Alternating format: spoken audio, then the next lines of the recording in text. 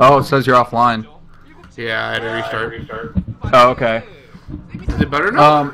If you don't want to restart, you can go to File Settings, Audio, and then select your microphone device.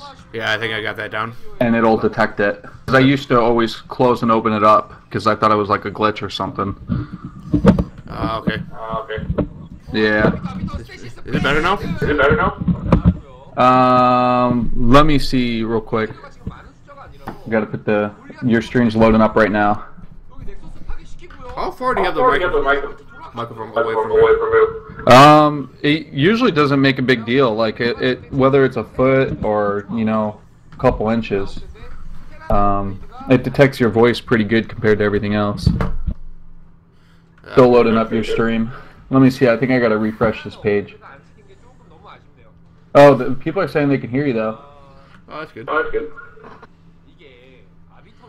that's a lot of carriers coming out.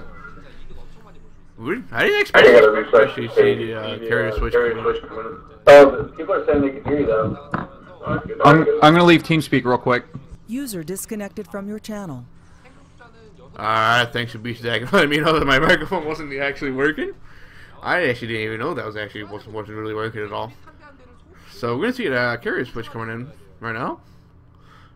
Pretty disastrous. Good choice by Guemchi. I thought we were gonna keep continuing the Arbiter play, but it looks like it's just a fake.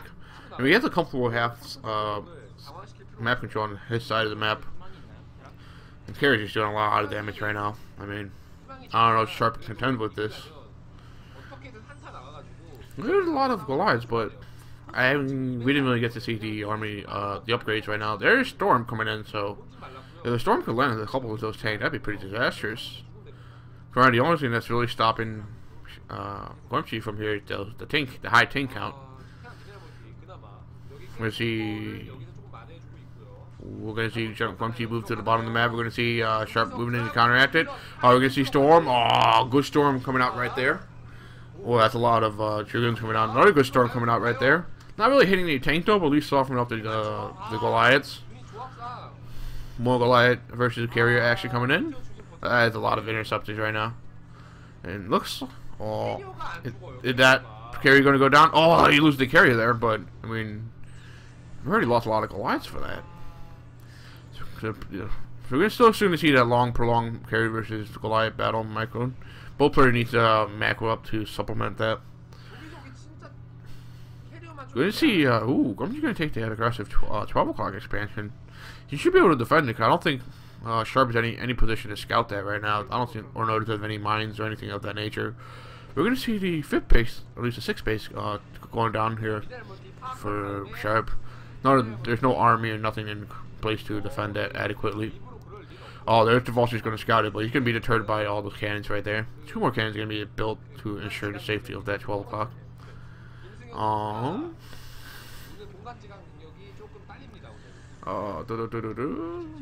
going to see the 4th base. And I don't know if Sharp can do anything like this. That's just simply a lot of carriers. That command side is going to fall again. And Sharp's now back to a 2-base economy. Actually, no, 1-base economy. Excuse me. Both his main and his naturals are mined out. He still has that 5 o'clock. I don't know if Guemchi knows about this, but he should be able to know it pretty soon. Tanks are seizing up right outside the range of the Nexus. Excuse me there. I accidentally knocked over a couple of bottles. My bad. My goodness.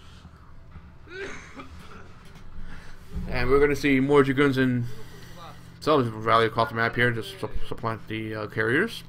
And this might be the last hurrah coming out for Sharp.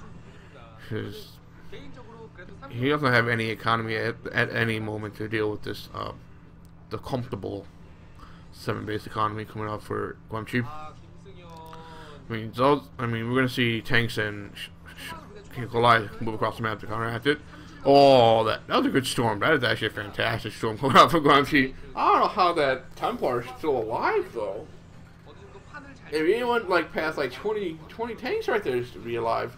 Tanks are now finally starting to siege up, but I mean, there's nothing with the tanks to do right now because Guemchi's just keeping his army out of controlling there. There's the GD coming out from Sharp. So the first match today is going to be a comfortable 2-0 victory going to Guemchi. And Guemchi will move on to the next round of the Piano Star League.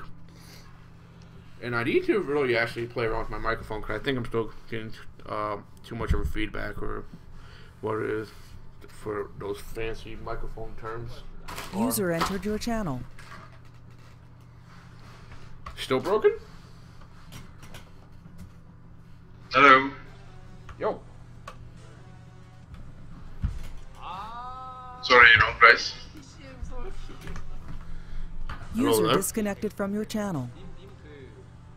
That was pretty awkward, but I guess that was a random person coming in. Sweet audio. Good. Alright. Alright. Easy first game for Guemchi. So let's see what the second game is going to be actually. Give me a second to look it up. We're going to have Sock versus Free. Oh, this is going to be a powerhouse match. And I believe they've actually played each other in the Sonic Star League in the round of 8. It was Sock who came out on ahead. So this is going to be the revenge User match entered your channel. for Free coming in. Yo. Yo, you want to start casting? No, I actually got to head somewhere shortly, so I'm just coming in to chime in on your microphone and tell you what's up. Oh, that's cool. Alright. Yeah. Hit me up. First of all, people keep logging in and out of this lobby here, so you probably want to go to our chat room at some point, so that way you don't hear them on the stream. True. Your microphone sounds good. The thing about this microphone, which is pretty cool, is that if you're really far to the left or right, it starts to actually tell that you're faded to the right or left, and so it does like when you're directly in front of it. That's the way it prevents all that ambient sound from actually messing with your actual voice that you're casting with. Alright. So yeah, the more it's in the center, the better. But if you put it to the side and then like rotate it to the direction of your mouth, it generally works well too. If you need to have your microphone or your keyboard in front of you. Other than that, you're not getting any of that static feedback that you were thinking you were having at the end of that game. It actually sounds pretty clear. So. Best $60 ever. Yeah, not bad, dude. Not bad. Yeah. So And Guemchi pretty much ran over Sharp there. People were talking about Sharp like he was a Bonjour in the thread. I haven't really. Well, the funny part about that, we really haven't seen Sharp do anything spectacular in this Soul Spare. Right. And in general, though, I mean, what are his big games? I can't even think of any off the top of my head. I just know his name. Yeah. Neither. Yeah. So I hadn't really noticed the map pool, but I really like that Electric Circuit is played.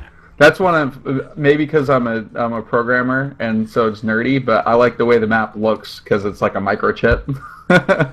Yeah. Or a circuit board. It's pretty awesome looking. Nerd boys. Yeah. And how did map 1 go on Ride of the Valkyries? That's a weird map. So basically, Sharp went for a Sage Expand, and when Guemchi busted a wall of the ramp, and just got it with you guys, and then the game was basically over. Well, that's pretty awesome. Yeah, Guemchi seems like he was in control of that series.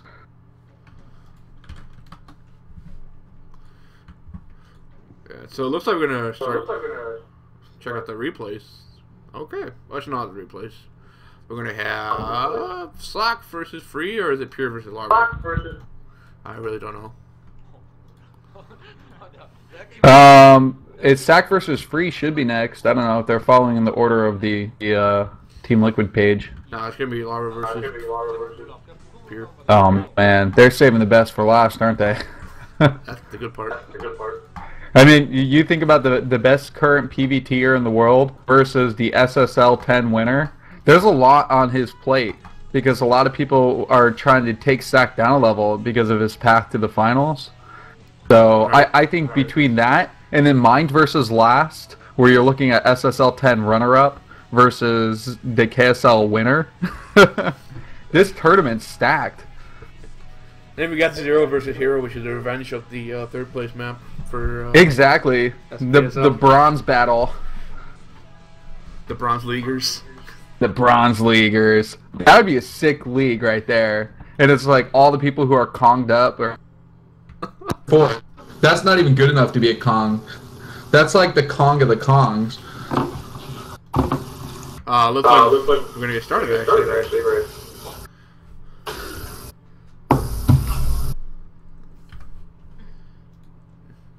I'm gonna mute. Awesome. So we're gonna be. I am heading out to the zoo, so I wanted to say good luck with the cast. And if you're on tomorrow, I will jump in and join and cast with you tomorrow. But other than that, guys, listen to XKCD. This man's a boss, and I love his casting. So, all right, peace out, guys. Peace. User disconnected from your channel. Disconnected. Alright, so that was BC Dagger, my co-caster, and Crime. And we're gonna, looks like we're gonna get the game started right away. So we're gonna have Larva spawn as the level Zerg in the bottom left-hand side of the map, and we're gonna have Pier as the red Protoss in the right side of the map. So this is ZVP. He has kind of a weird ZVP. The way this map lays out is kind of weird for ZVP in nature, especially with that wide ramp at the main base. And to speak about both of these players are kind of like slumping performance-wise. I mean, Larva didn't really advance that far in the SSL, nor did Pier did. So, I mean, this is a good chance for both these players to rebound some of their composure. And it looks like we're going to see Larva go for the 12 hatch, while Pier is going to go for the forage expand. Maybe in time to do a bunker rush, but I don't think he's really going to see a bunker rush that overload there in place.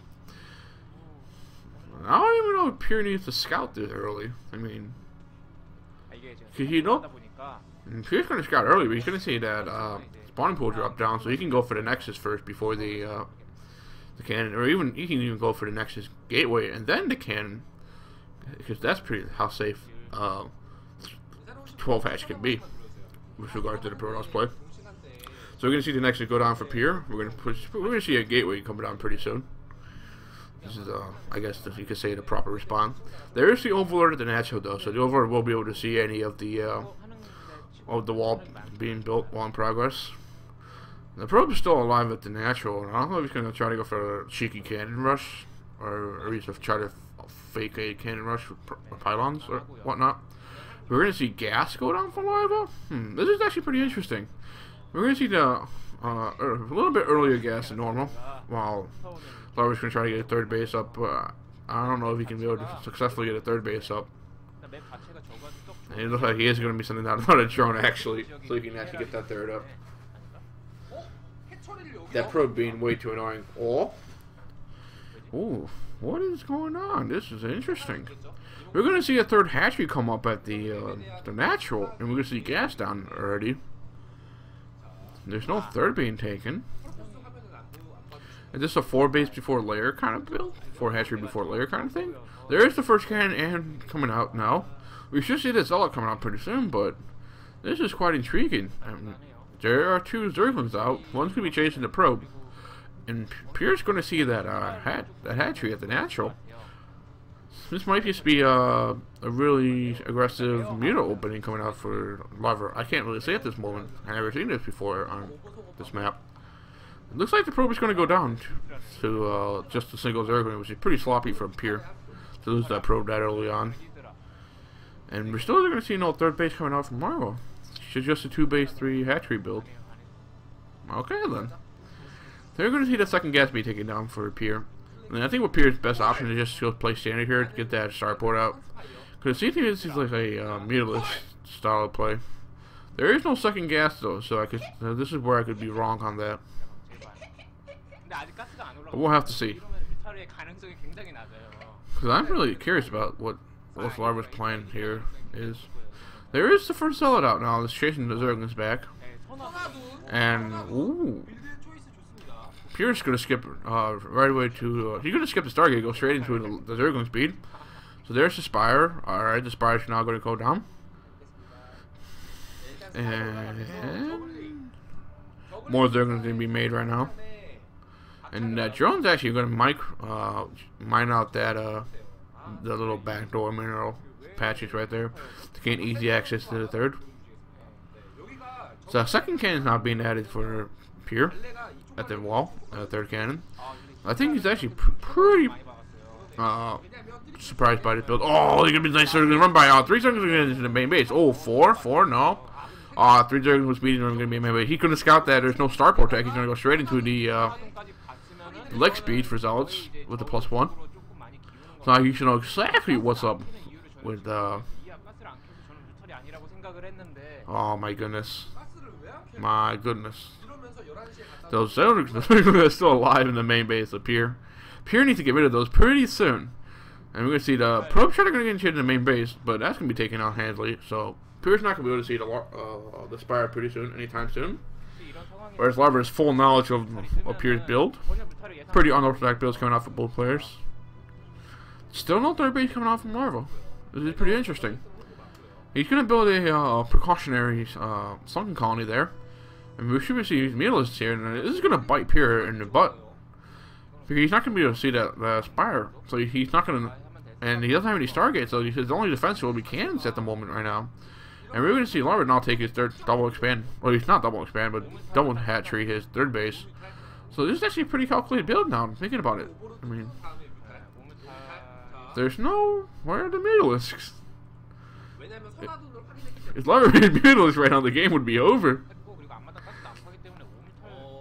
And the other thing that's surprising me about this build is that there's no second gas being taken. I don't know if that's because Larva just wants to hide his Mutotech as long as possible. I mean, that first Templar got in there and got 1 drone kill before being bullied back by the Sunken Encircling. And they're all... Those are going to see the third base being built now. A little bit of engagement here. Good micro coming out from both players. They're going to try to get this round where Pier pulling back is always 1 by 1 to get the first shot. Oh, there it is. There's the Mutaflock.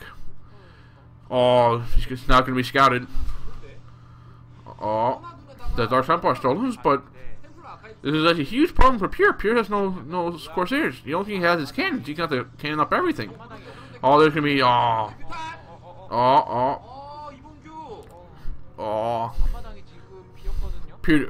Pier's so lucky he didn't get those High Templar killed yet. Here it is. Here they're going to start the annoying mutant harassment here. A bunch of probes being killed right now. I mean, there's nothing really to stop it until the cannons go up. This is free reign of the natural mineral line for Larva. Oh, what a storm! No, that was a beautifully well placed storm, and we should see a second storm coming out pretty soon for Pier. He has 2 Templars there, and that was a fantastic storm. Oh my goodness, it hit every Mutalisk right there. Now Larva has his third base up. He's going to be able to comfortably mine off the third bases now, but and Pier's going to go. Oh, Dark Archon. All right, boys, this game just got weirder into the weirder. I don't remember the last time I ever seen a Dark Archon live on stream. It's pretty interesting right now. I mean, you have the Dark Archon, you're going to have that Maelstrom and the feedback, but that Maelstrom is probably going to be the most important factor. Because if Pier get that Maelstrom off, it allows him to dictate the engagement the way he wants to do it. Let's say he catches a bunch of Hydras off, or he catches, even more importantly, catches the Mutalisk off. He can just kill it off with a simple Storm, or just get your Dragoons under it. So those Mutalisks are not going to be doing anything. Looks like Pier's going to try to expand to a third base, but I don't think he's ready to expand at any point in time at the moment. And we're just saying right now, Larva is just macroing off that Hive Tech with Hydras and Zerglings and whatnot. Oh, let's just see that. There it is. just as I was about to say, Larva's going to add a 6th hatchery right now. So he's been working off that 6th hatch Hydra. We're going to see a robotics facility go down to the natural for Pier. Probably just going to be for the observers to counteract the lurkers coming up pretty soon. So we have 4 Templars out in the Dark Archon right now for Pier. And a couple of Zerglings moving across the map should maybe just help stop the third, but I don't think that third's going to go up right now. There's no way that Larva can really pressure it. And I really hope that Pier can make use of this Dark Archon. Oh, is he really going to storm himself? Oh, he lost 2 HP on that! Oh my goodness. He almost lost the Dark Archon there with 2 HP. He stormed his own Dark Archon, and if he lost it all, that would have been dangerous. Right now, he needs to have all the energy on that Dark Archon so he can do that Maelstrom. We're gonna see Larva go straight into the hive tech right now. He's gonna get that Queen's Nest out. He's gonna get a 4th base. Little engagement here at the 3rd base. And, oh, there's 4 lurkers. Okay, this is gonna be a big engagement right now. 4 lurkers get there. It's gonna be supported by mutas and Zerglings. Yeah, Pierce is gonna be forced to cancel that. There's no way he can fight against the lurker right now. He has no observer. He only has storm, but he needs to conserve these storms as long as possible. So lurkers are harassing that forward gateway. That gateway should be going down. Two lurkers are actually still no observer out. Larva's is spreading his lurkers right now at Pierce 3rd. So Larva's actually quite ahead here. I mean, this build order is actually quite working out well for him. You know, it's pretty unorthodox. I don't know if this Larva experimenting or just the natural progression of Zerg versus Protoss on this map. So now that the first observer's out, Pierce gonna be able to work his way out of this lurker field. And Larva's going to be forced to push back. He's going to lose 3 lurkers there in that process. A little bit of a major loss, a little bit of a loss coming out for Larva himself. Pierre's going to get that 3rd up, and that Dark Archon, man, it only has 2 HP. I mean, you break that shield, and that thing's good as killed. And it's surprised he actually got 1 kill on that Dark Archon. That's pretty interesting. Oh my goodness, that is a lot of Zerglings running across the map here. Zerglings and lurkers. And right now, Larva should be on the high tech, so we're probably going to see Defilers. Even Defilers and Ultras coming out pretty soon. With this heavy Zerglin style play. We're going to see Zerglins coming in. Oh, it's going to be the first big engagement of the game. Look, it's going to be building up. Oh, what a Maelstrom. He just stormed his own Dark Archon again. Pierre, what are you doing? Why, Pierre? You had that Maelstrom perfectly down. You could move that Dark Archon, and you still stormed your own Dark Archon. Oh my goodness! Please do make another one, though. I mean, everyone loves to see Dark Archon being played. So the 3rd base should be down, actually going up for the first comfortably now for Pierre. I mean, Larva's just working off that incredible 4 base economy here. And he's going to be looking to take that 5th pretty soon with the way he's moving his Zerglings up there to scout it. I mean, that is a lot of Zerglings. We're talking like 3 control groups of Zerglings right there. Pierre's going to be clearing out his top of the map, so he's going to be taking that 4th and 5th pretty soon. I mean, it's a good opportunity for Pierre to double expand while working his tech. I would like to see a lot more Zealots in this composition, though. This is a very Zerglin heavy composition for which this isn't that good at all against the Lurkerling composition. See, you can see those Zerg do a lot of damage there. Ooh, wow! We're going to see Pierre sneak a Dark Templar into the top of the map, just completely passing by that 4th. There's no Overlord there. I mean, that Dark Templar could have been doing a lot of damage right there right now. They're going to be camped at the top right side of the map. I mean, should be cleared out by that small Protoss force with those Dragoons. I mean, Dragoons in a choke point against Zerglings are pretty good, though. I'm not going to lie. Man, Larva should actually add more drones to that 3rd. That's actually not allowed that much drones. Well, we're going to see that Defiler now coming out, so we're going to start seeing the Dark Swarm into play come into effect. Especially the Plague, which will be Larva's great equalizer against Protoss at this moment. Pierre's going to push into the high storm. Good storm there, though, but it's not really going to catch much. Oh, we're going to see the surround there. Larva's actually being surrounded by Protoss. Alright. Looks like the roles have reversed here. Larva pulling back his lurkers, and Pierre's not going to get advantage of that high ground, which is actually pretty important because this is what allows Larva to both players to keep their force pretty safe, and they have high ground control. And Larva's going to be moving Zerglin to the top of the map because he cannot let Pierre have that high ground control. Because if he has that high ground control, his force cannot be mined from. Because otherwise, he's going to be able to rail comfortably onto the hatchery. We can already see it happening right now. He's going to lose that gas chamber right there. Pretty okay storm there. I don't know if it's worth using 2 storms there. We see engagement coming out from Larva. There's no Dark Swarm or Plague yet, so I mean it's just empty lurkers by himself, which isn't really scary at this point in the game, especially now that the Observer's still alive here. So some Zerglings being rallied in, and Larva's going to go for a Zergling run by, but it's not really doing much with this big problem that he has here. with dealing with Pierce's main force. He's gonna be able to take the fourth down, but I mean, if you take the fourth down, sure, but what are you gonna do about this army that's knocking at your front door? I don't know, man. You guys told me. See, good storm here coming out from Pierce. He's gonna be able to finally stop that circling counterattack. And looks like Larva has done enough damage to push back Pierce units, but he still doesn't have control of the high ground. And if we're gonna see this one, yeah, this gives Pierce a comfortable range over Larva's fourth. And Larva needs to regain that high ground. I don't know why they're using the Defilers for Dark Swarm, or you're gonna get the Plague. And we haven't seen any Defilers yet being used in this game, unfortunately. Is it really just gonna be like all Zerg's gonna shy away from their own Defiler usage? That must be the new thing. Don't use Defilers. I mean, he has the tech for it. Ooh, we're gonna see a Reaver. So I mean, while we're seeing Pure rain down on the fourth, and Pure's pretty comfortably ahead in this game, I would have to say. I'm sure he's gonna keep losing his fourth, but I mean, Larva isn't really mining off of 3 bases still. Still doesn't have a fifth. I mean, his fourth is being. I'm wondering why Pure's pulling back his units. This is weird coming out from Pure. Really weird. It's not like he was at any disadvantage or any positional disadvantage to pull back from there. And we're gonna see another big engagement coming out in the middle map. We're gonna see Zerg's running in here. I mean, the Reaver there should be doing a lot of damage to this. And the Zerg just melting right now. We're gonna see 1-1 coming out from Larva, but and you can see some lurkers on the high ground. So this is what at least what Larva needs to do. At least leave a couple units on the high ground just to deter Pure long enough so that Larva can bring in reinforcements. And Larva needs to take a fifth right now.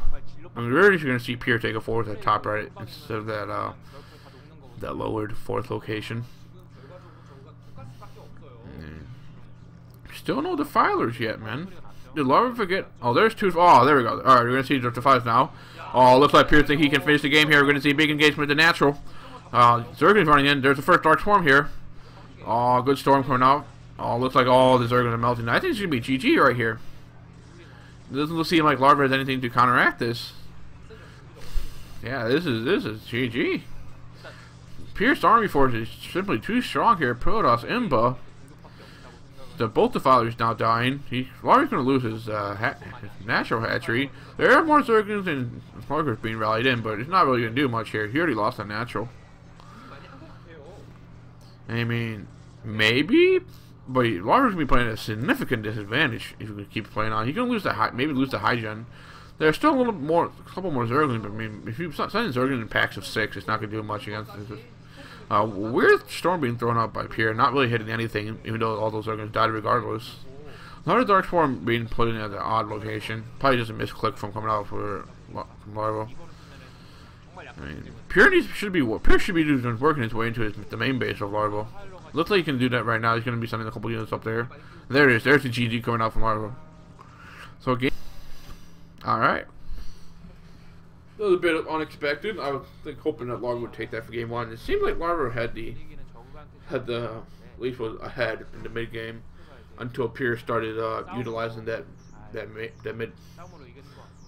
mid control in order to bully Larva's fourth.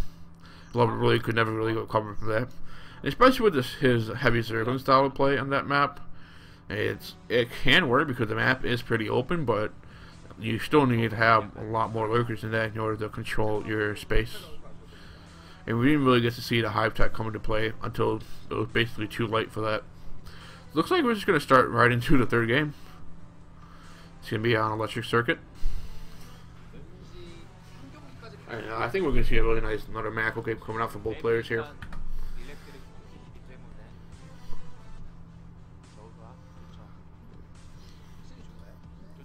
So we'll see. We will see, gentlemen.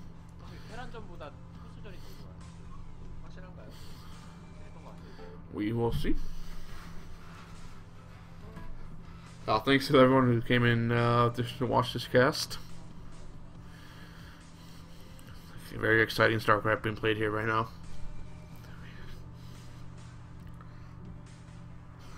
A nice cold March morning.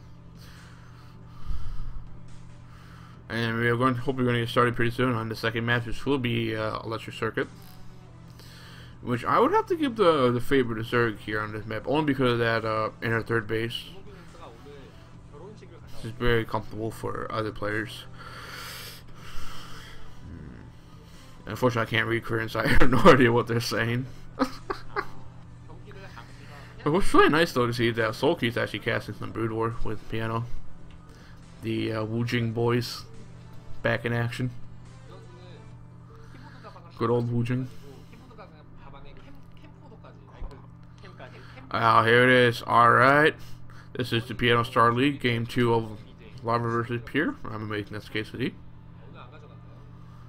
Now we're going to get started. So it looks like Pure's going to be the red Protoss in the top left, and Larva's going to be the yellow Zerg in the bottom left. So we're going to see vertical spawns this time in the game.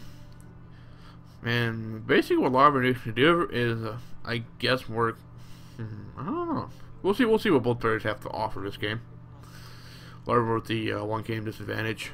Pure can basically play comfortable right now.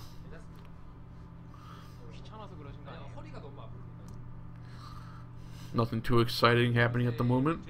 We're gonna see Pure send out that power line to put. Larva 4 pooling.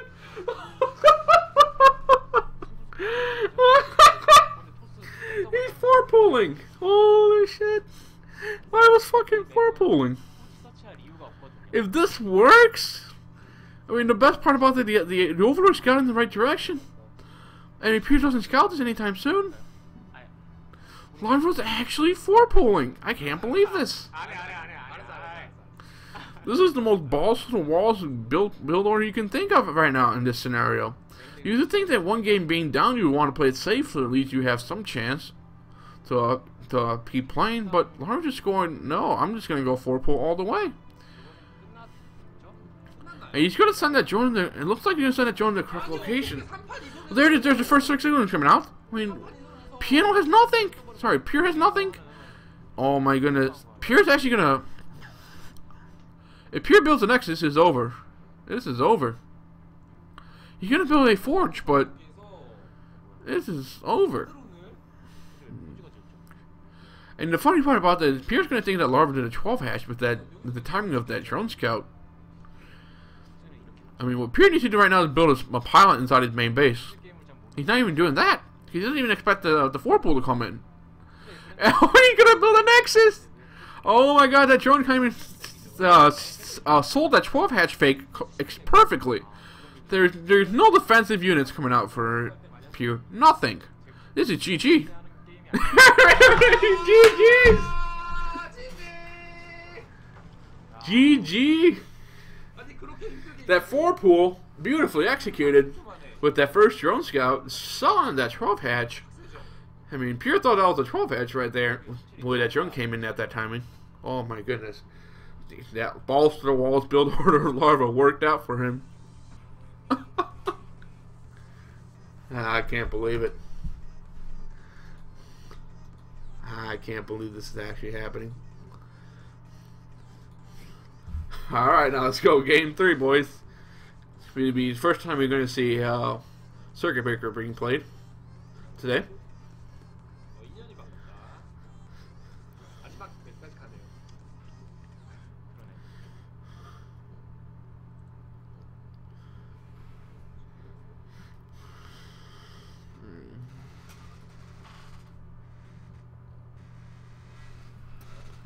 I mean, that's going to have to shake up Pure pretty hardly, man.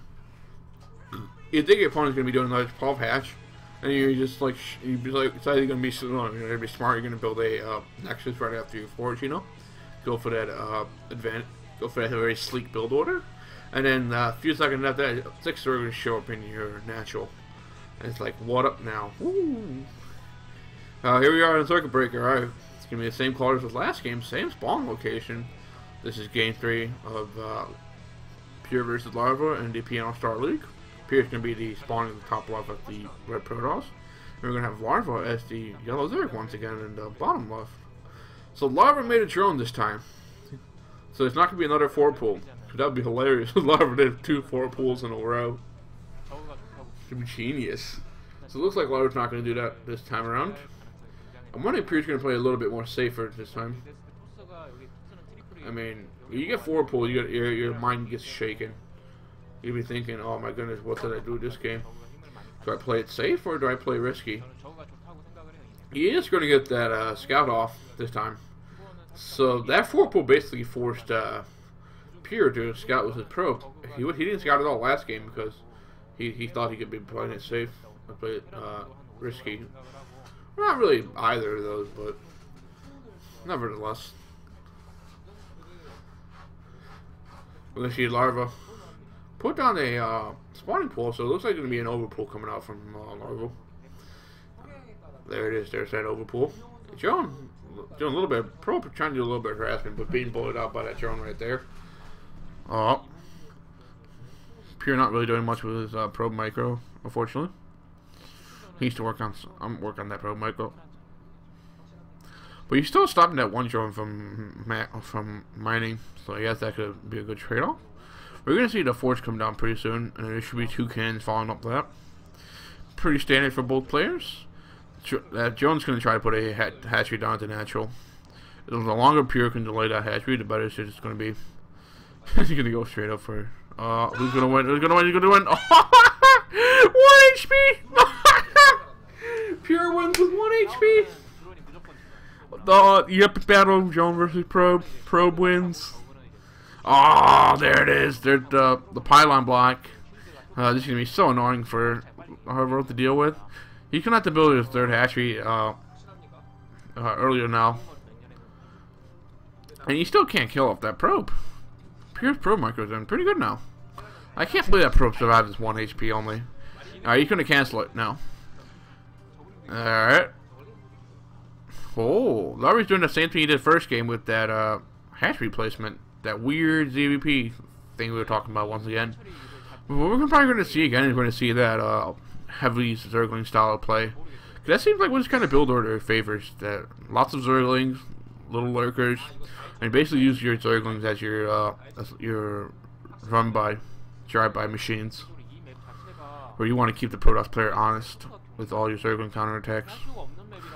So they're still waiting for that natural hatchery to go down. And I think Sulky's basically pointing out this build order deviates from the standard. There's no early 3rd. And we're going to see Pierre is going to throw down his nexus, his cannons, and his gateway. So standard quick turnouts here. Excuse me. Pretty early in the morning for me. But that is a lot of Zerglings moved across the map right now. Ooh, this could be quite interesting. Probes are going to be pulled off. Probe needs to basically block off that gap in the wall. And Lava only has a couple drones. So this is basically a heavy attack on implement. Oh! Can Lava sneak in? Can sneak in? Oh, Zergling's gonna be able to sneak in, but I mean, there's already 2 cannons there. How many Zerglings can Lava get into the main base? Looks like 2 will get in. Will the 3rd one get in? Third one get in? Or gonna be 3 Zerglings in the main base? How many probes can Lava get off? Lava's still valuing more Zerglings across the map. This is gonna. I don't think this is gonna work though. I mean, probe Michael too good here with that probe drill. A couple more. Is that probe gonna go down? Oh no. Alright, this is the first Zealot though, so Zealot versus Zergling. Zealot should win that out. I mean, Larva can't really do anything about this anymore. Oh, there it is. Pierre's going to send out his Zealot pretty early on. It's going to be chased by that one Zergling. There. Ooh. I have to give the massive advantage to Pierre here. Pierre didn't really lose that much that Zergling run by. Maybe make 3 or 4 probes at most only. And now Larva's going to have to pull his Zergling back just to deal with that advancing Zealot into his main base. There's his Zealot's going to drive in the natural. How many? What's that Zealot going to do? Zealot going to go to the main base. Alright, he's going to walk up there and to the main base. Zergling's behind to chase it. A couple more Zerglings coming out to defeat the Zealot. And they're just going to let the Zealot walk away. Oh, we didn't see that second Zealot. Oh my goodness. Sorry about that, guys. We're going to see 2 Zealots coming out for play. Alright, the second Zealot's going to go to the 3rd. Oh, it's going to be a 3rd Zealot now. And Pierre's being very, very annoying with these Zealots. I mean, even if they're not doing any killing, it's just that the fact that there is forcing Larva to build Zerglings instead of drones, which is basically what Larva needs right now at this point. Well, good Michael coming out from Pierre. Oh, you're going to get that one Zealot? You can't believe it. Larva made a fresh round of drones here. He thought he had enough Zerglings to kill off the to kill off all those odds. And she's only being forced to fight against odds. That's not good. Oh, wow, GG. What an anticlimactic way to end the series right there. Pierre's going to win out against Laravel. And I think that's going to be a pretty big upset, I would say, to most players. But anyway, I don't think Laravel played his top tier performance there. Because that was a weird build order. I mean, for both games 1 and 3. That's not what we generally would see. I could see that build order working for Rider Valkyrie just due to the nature of the map. But for Circuit Breaker, I don't know, man. It kind of reminds me of like Peruvian Zerg play. Or just really weird. So it looks like we're going to be heading to the, I guess, the big matchup of today. Slack versus Free. The replay from the Sonic Star League.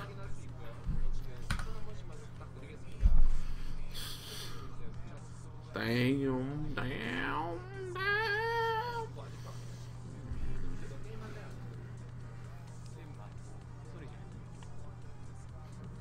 Alright guys, get some water, get some coffee, whatever it is you want me to get. I'm going to try to get some more sleep after this. This is, of course, day 1 of the Piano Star League. We've seen some good games, we've seen some bad games coming out now.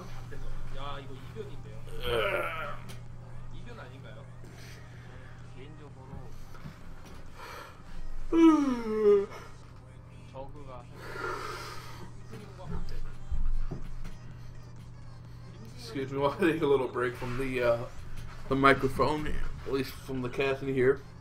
I got to get some water pretty soon myself. So I have enough of a voice for the third and final match of this morning, which of course will be the great Slack versus Free match.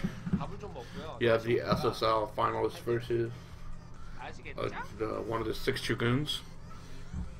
That of course will just be fantastic to watch.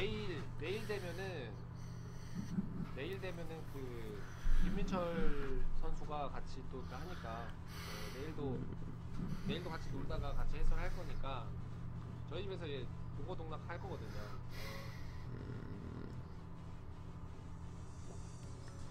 잠깐만요. 저희 밥 먹으러 가요. 빠빠이. What? Is it over? It seems like the cast just ended right there. Are we not playing Slack versus Free today? 빠빠이. 수고하셨습니다. 초반에 사실 좋게 출발한 게 아니었잖아요. Alright, looks like that's it for today, guys. What is this morning? Thanks for watching. We had a couple good games today. It looks like we're only going to have 2 games here this morning. That's pretty interesting, though. I thought we were going to see Slack versus Free, but looks like it's going to be rescheduled for tomorrow morning instead. Alright. Alright, boys. Thanks for watching. This is Amazingxkcd. I hope you guys have a good morning, and I'll be signing out right now.